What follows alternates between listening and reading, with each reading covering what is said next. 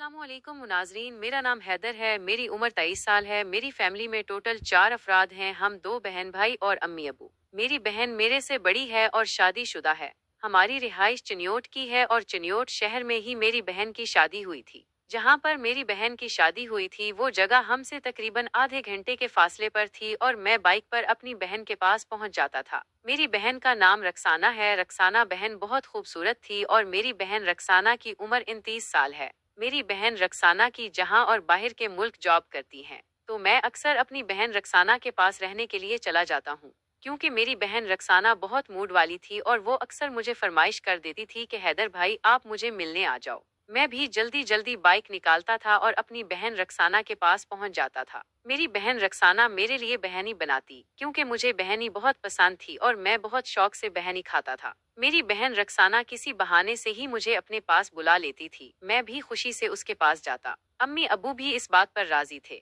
मेरी बहन रक्साना के पास उनके सास ससुर ही होते थे। मेरी बहनोई और उनका भाई वो दोनों बाहर के मुल्क थे और 2 साल बाद ही घर का चक्कर लगाते थे। मैं जब भी अपनी बहन रक्साना के पास जाता तो मेरी बहन रक्साना काफी दुखी होती और उसका मूड बना होता। मैं अपनी बहन से पूछता तो वो कहती मेरे शौहर मुझे टाइम नहीं देते और फोन भी नहीं उठाते। वो मुझे छोड़कर चले गए हैं। मेरा उनके बगैर गुजारा नहीं होता। मैं भी परेशान हो जाता था कि अपनी बहन का दिल कैसे बहलाऊं और कैसे उसको राजी करूं, क्योंकि मेरी बहन रक्साना को इसके शौहर की काफी कमी महसूस होती और वो अपने शौहर के पास जाना चाहती थी। और मेरी बहन रक्साना 29 साल की खूबरू और जवान औरत थी। मेरी बहन रक्साना के पास एक ही बेटी थी। मैं रक्साना बहन की बेटी के साथ काफी खेलता था और मेरा भी दिल नहीं लगता था कि मैं घर पर रहूं। मैंने मैट्रिक कर लिया था, उसके बाद मैंने कोई भी काम नहीं किया था। चिन्योर शहर में ही हमारी काफी सारी दुकानें थीं और उनका किराया आ जाता तो हमारे घर का खर्च निकल जाता था, बल्कि वहां पर पैसे बच जाते थे जिनसे मैं अय्याशी कर लेता था। मेरे अबू अम्मी घर में ही रहते थे और मेरे अबू काफी बड़े हो चुके थे। उनकी उम्र 50 साल को पहुंच चुकी थी, इसलिए वो काम काज तो कर नहीं सकते थे। इसलिए मैं ही सारे मामलात देखता था और संभालता था।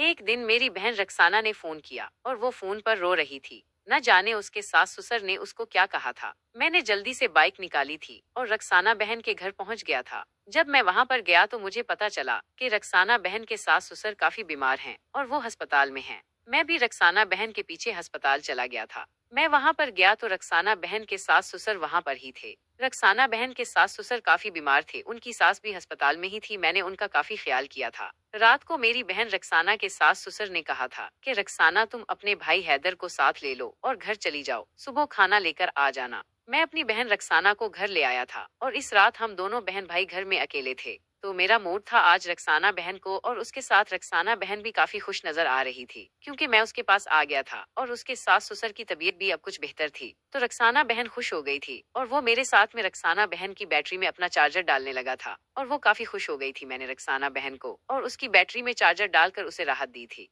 रक्साना बहन को अब मेरी आदत हो गई थी। वो जब भी मेरा दिल करता मैं रक्साना बहन के पास पहुंच जाता और उसके साथ रक्साना बहन भी मेरा काफी ख्याल रखती और उसे जब भी इस चीज की कमी होती तो वो मुझे बुला लेती थी और वो कमी पूरी कर लेती थी। रक्साना बहन के सास ससुर को नहीं पता था कि हम बहन भाई घर में क्या गल खिला रहे हैं। नाजरीन, अगर आपको ये कहानी पसंद आई हो तो हमारी वीडियो को लाइक कर दें। बहुत बहुत शुक्रिया।